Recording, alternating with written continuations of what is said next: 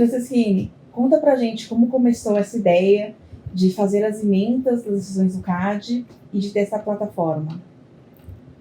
Veja, Fernanda, isso começou há muitos e muitos anos atrás. Na realidade, meu pai já fazia emendas na área criminal e tem uma coletânea de compêndio de jurisprudência sobre títulos de crédito. E ele me ensinou a fazer a organização das emendas, a técnica de redação das emendas. Parece simples, mas não é, porque você precisa extrair aquelas palavras-chave ou aqueles temas que são mais importantes e consolidá-los em não mais do que 2 frases. Isso parece simples, mas não é. Quando, em 1973, eu comecei a trabalhar no CAD, eu percebi, e o CAD funcionava no Rio de Janeiro, na Avenida Nilo Peçanha 50, né? Era a época do governo militar. O CAD não tinha nenhuma expressão e a lei antitrust era absolutamente desconhecida. Nem os conselheiros realmente tinham uma noção do que estavam tratando. E, por isso, proferiam decisões que não tinham muita relação nem com os fatos e muito menos com o direito. E as decisões eram, muitas vezes, sem pé nem cabeça, sem sentido, contraditórias. E, com isto, eu ficava muito irritado com isso e resolvi acabar com a farra, vamos dizer assim. Eu resolvi publicar essas decisões. E aí, me aproveitando de uma experiência que me veio, como eu disse, de meu pai, como ementar as decisões, como sumariar as decisões. E, aliás, um parênteses, eu me recordo que antes disso, eu até fui contratado pela Lex Editora, na época, e fazia o ementário das decisões do Tribunal de Alçada Criminal, na área criminal. Isso me deu uma experiência de como trabalhar na organização e na redação de emendas. Então, eu, já um pouco espantado da forma como as decisões do CAD eram proferidas, sem menor cautela quanto a eventuais contradições, ou fundamentos, ou conteúdo, eu passei a preparar um ementário para tornar pública aquele trabalho que era realizado de uma forma amadora, praticamente. Mesmo porque, naquela época, nós tínhamos um governo militar com total controle da economia, com controle de preços, e que, portanto, livre concorrência era um assunto que não tinha o menor interesse, a menor credibilidade, pode-se dizer assim. Este trabalho, que resultou na primeira obra, primeiro compêndio, que foi publicado na década de 1980, junto com meu pai, ainda vivo. A primeira obra, tenho a honra de ter a coautoria de meu pai, levou nada mais, nada menos do que 10 anos. Tudo aquilo que se decidia no CAD era publicado na íntegra, não é hoje apenas um resumo, na íntegra no Diário Oficial. Por outro lado, não havia muitos processos. Eu comecei a trabalhar em 1973 e a lei era de 1962, portanto 10 anos. O primeiro caso que eu tive teve o número 10, foi o processo administrativo número 10. Então era uma média de um caso por ano. Mas havia todo um histórico legislativo interessantíssimo no Congresso Nacional, que percorreu desde 1940 até 1962, vários percalços, uma discussão acalorada no Congresso. Isto demandou um trabalho de pesquisa, de escavação arqueológica, pode-se dizer assim, que demandou 10 anos. E naquela época, não é hoje, com tudo digital, havia tipografias, linotipia, tudo era feito quase que artesanalmente, e a editoração era preciosa, se levava a sério a questão de como publicar, o que publicar, os erros de português, eram todos, havia uma atenção muito grande pela qualidade do produto editorial. O fato é que o trabalho levou 10 anos para entregar à editora, mais uns 2 ou 3 para ser publicado. Não era como hoje, que levam alguns meses, né? 2 ou 3 anos para ser publicado. A partir daí, eu passei a publicar o ementário das decisões do CAD. Portanto, nós estamos falando desde a decisão de número 1 até aquela que então existia, década de 80, 82, 83. E eu continuei fazendo esse trabalho e publicando. Foram por várias editoras. Foi por várias editoras. A primeira foi a editora Malheiros, e depois passamos à editora Singular, que hoje está ligada muito ao IBRAC, da qual eu fui fundador, e publiquei esta obra até o ano de 2003. Em 2003, o compêndio se tornou comercialmente praticamente inviável. Ele tinha mais de 1000 páginas, ou quase 1000 páginas, era muito grosso, era muito caro, era complexa a comercialização. E se tornou, como eu disse, inviável a sua publicação em termos comerciais.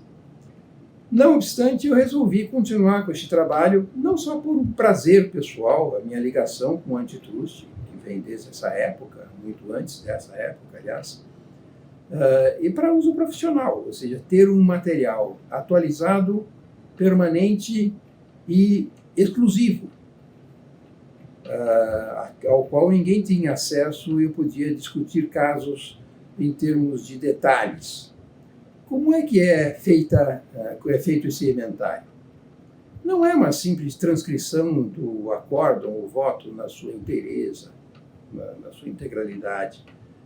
Eu pego um voto, o voto de liderança principalmente, e vou fatiando este voto pelos temas, não só o tema principal, que é o resultado do dispositivo, do mérito, mas nos seus detalhes, aquilo que passa, inclusive em temas processuais importantíssimos, interessantíssimos, que passa pelos ouvidos dos conselheiros que muitas vezes votam sem se aperceber daquilo que está sendo votado, mas que se torna a decisão do CAD pelo acompanhamento ao voto de liderança como um todo. Esta é a decisão do CAD. E esses temas são fatiados e são assim organizados de uma forma alfabética, né, por temas. As ementas são feitas na visão do autor, que sou eu. Ela tem que encaixar ou embutir em 2 frases, como eu disse, aspectos que são às vezes esparsos na própria decisão, mas que são englobados na própria ementa, a sua versão em inglês, seguida do trecho do voto ou votos que dão suporte, dão apoio a esta ementa, e que culmina com uma referência sobre a fonte de onde surgiu este caso ou esta referência. Muito bem. E assim foi. Por enquanto, eu tinha isto como algo não só prazeroso, que ainda continua sendo, e pessoal, mas como exclusivo. Aí pensei eu, no atual estágio que eu estou, de que eu gostaria de publicar esta obra, dar continuidade àquele compêndio que eu comecei na década de 80 e que resumiu não, porque tem 100% das decisões do CAD em cada edição que foi publicada. Então, se nós juntarmos desde a primeira obra, na década de 80, até esta plataforma que agora é tornada pública, nós teremos 100%, pelo menos o que se presume, o que se pretende, das decisões do CAD. Falhas podem haver, mas eu confesso que eu não as conheço. Se alguém conhecer, por favor, que me avise, eu ficarei muito feliz em complementar. Todas as decisões do CAD, desde a primeira até a última. Porque eu estou num estágio de ementário de que, havendo a publicação de uma decisão do CAD nesta semana, no sábado desta semana, isso estará na plataforma. Não é uma questão de 2, 3 anos atrás, ou do mês passado, é de uma semana para outra. Eu terei este caso ementado e colocado na plataforma. A ideia, portanto, era continuar esta obra de tornar público o ementário do CAD, um compêndio com todas, literalmente todas as decisões do CAD, da primeira à última, à disposição daqueles que militam na área, mas não só aqueles que militam na área. Acadêmicos podem ter interesse nisto, estudantes podem ter interesse nisto, advogados que não são da área, mas que são consultados esporadicamente por uma questão ou outra, podem ter interesse nisso, que de outra forma seria impossível obter. E por isso me veio a ideia da plataforma. Ou seja, nós tínhamos algo que era completo, exclusivo e organizado de uma forma profissional.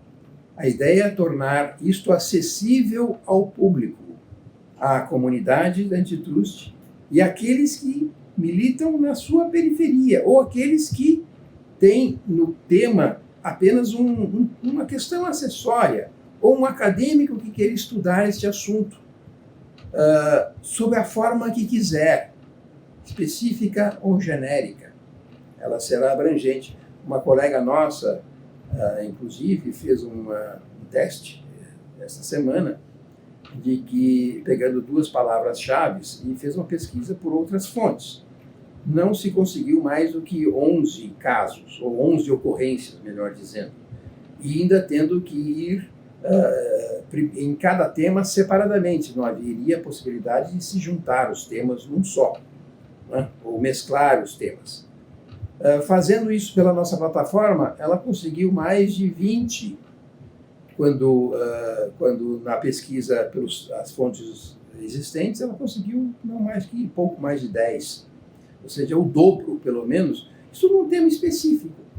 Isso dá uma ideia da extensão do que esta plataforma, da extensão que pode chegar a essa plataforma e da sua disponibilização para o público em geral, sejam militantes, sejam da comunidade Antitrust, aos quais eu presto sempre a minha homenagem, sejam daqueles que têm um assunto específico, ocasional, ou aqueles que queiram estudar isto do plano jurídico e do plano econômico. Há emendas que confesso que eu tenho dificuldade de entender, porque elas são uma redação de um economista. Peço perdão pelos erros que eu venha cometer. Eu apenas copiei o que vem abaixo, neste caso. Em termos jurídico, eu posso dizer que eu entendo pouca coisa, mas alguma coisa eu entendo. E economia é um diletantismo meu que chega às raias da ousadia, e não mais do que isso. Peço perdão aos economistas se houver alguma coisa crassa, e se houver, por favor, me informe para que eu possa fazer a devida retificação. Este é o trabalho desta plataforma. Espero que seja útil a todos aqueles que se interessem profissional, permanente ou ocasionalmente sobre o assunto. É muito bom falar sobre isso tudo.